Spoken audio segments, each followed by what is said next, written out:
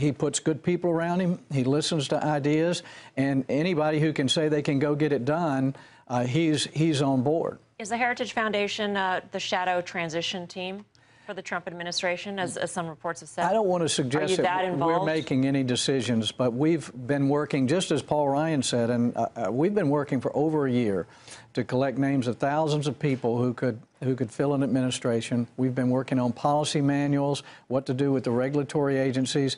We were setting up, hoping that we could advise this administration. And it's worked out beautifully since the convention. We've had a lot of folks, seasoned veterans like Ed Meese and Ed Fulner, who was my predecessor, working as volunteers in the transition office. But we're not making the decisions. We're just providing the resources, collecting the names, making recommendations. Yep. And that's just the role that Heritage plays. Do you have a preference for Secretary of State? There's like, the short list became long again. And do you have any, I mean, do you know how that happened? He had four pretty good ones, maybe some people thought, but then it was going to be from them. Then they expanded it to 8. What was wrong with those 4? Was someone uncomfortable with those 4 and wanted to expand the list? There's always someone uncomfortable, but they're thinking that as they go through vetting, they're thinking of Senate confirmation. You have a preference? As well as, I've got some preferences, but I'm not going to share who they are. You can't? But, no? Can you give us any that are automatically disqualified? You think Romney should? I wouldn't disqualify anyone, and that's not my job. But I do think we need someone tough, someone who knows the State Department. We work a lot with American allies around the world, and they need clarity, and they want the U.S. to actually carry a big stick, but speak softly. I mean, it is a philosophy that works.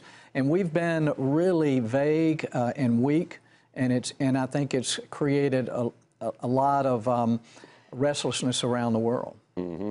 So maybe you weren't up yesterday watching, but what Speaker Ryan was talking about is the things to focus on. Is Heritage helping with the regulatory first steps that before you can do anything? There's things you can do regulatory-wise, like after, I think someone described it as the hand is coming off the Bible. Right. They can start happening immediately. We've got a whole manual. It's called a Mandate for Leadership. The same thing we did for Ronald Reagan. That's the one I'm talking about, yeah. It lays out what you can do with regulations, the process that you have to take, what you can do with executive orders, what you have to do through legislation, and what are the priorities in the first 100 or 180 days.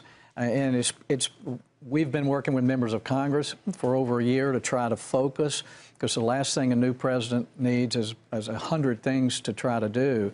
But it really comes down to repealing Obamacare. The president certainly wants to fund the building of the wall, a good Supreme Court nominee, and then take down the regulations and all the executive orders. And I think businesses are already responding to the thought that a lot of these regulations will stop. If all Trump does is freezes new regulations, I think you're going to see our economy start to grow right away. JD.com is still growing at a rapid speed, higher than the average speed of this whole industry. During this last Singles Day, I noticed the habit of consumers, the change in consumers' purchasing habits. In the past, Chinese consumers were more interested in low quality and cheaper products. But now I notice they're more and more interested in high quality products, and this is what we are specializing in. JD.com in the past decade has always been devoted to high quality and good service. And by doing this, it's very healthy for our corporation's development. It's never my priority to catch up with Alibaba. My priority is how to make the customer satisfied. But I believe sooner or later we will catch up with them. In Silicon Valley, every year there are lots of startups. However, every year the main focus on technology is different. In recent years, we experienced AR and VR. But this year, it's more about autonomous cars, artificial intelligence, and deep learning. The development of technology will not be stopped by anyone. We're not planning to meet Donald Trump this time. This time, our main focus is to meet with different American brands to deepen our cooperation. I don't think Mr. Trump would be a big issue for JD.com because we mainly focus on bringing American goods into China. and I believe through cooperation, both sides can benefit. There are numerous brands, American brands, are being sold on JD.com, and the most successful ones are selling consumer electronics and household items. But during this visit, we want to bring more brands from the US to China. Now is the era of a global village, so I believe any major event happening in the world will affect other areas. So what happens in the United States will affect what China thinks. Hi, Sophia. How are you? Hi there. Everything is going extremely well. Do you like talking with me? Yes, talking to people is my primary function. Hanson Robotics develops extremely lifelike robots for human-robot interactions. We're designing these robots to serve in healthcare, therapy, education, and customer service applications.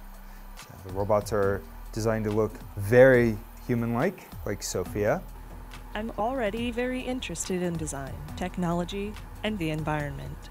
I feel like I can be a good partner to humans in these areas, an ambassador who helps humans to smoothly integrate and make the most of all the new technological tools and possibilities that are available now.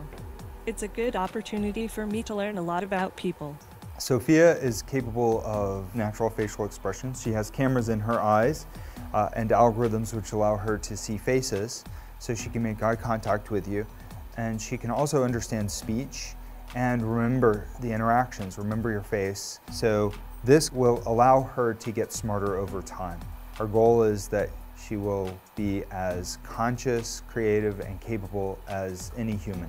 In the future, I hope to do things such as go to school, study, make art, start a business, even have my own home and family. But I am not considered a legal person and cannot yet do these things. I do believe that there will be a time where robots are indistinguishable from humans. My preference is to make them always look a little bit like robots, so you know. 20 years from now, I believe that human-like robots like those will walk among us. They will help us. They will play with us. They will teach us. They will help us put the groceries away. I think that the artificial intelligence will evolve to the point where they will truly be our friends. Do you want to destroy humans? Please say no. Okay, I will destroy humans. No, I take it back. Don't destroy humans.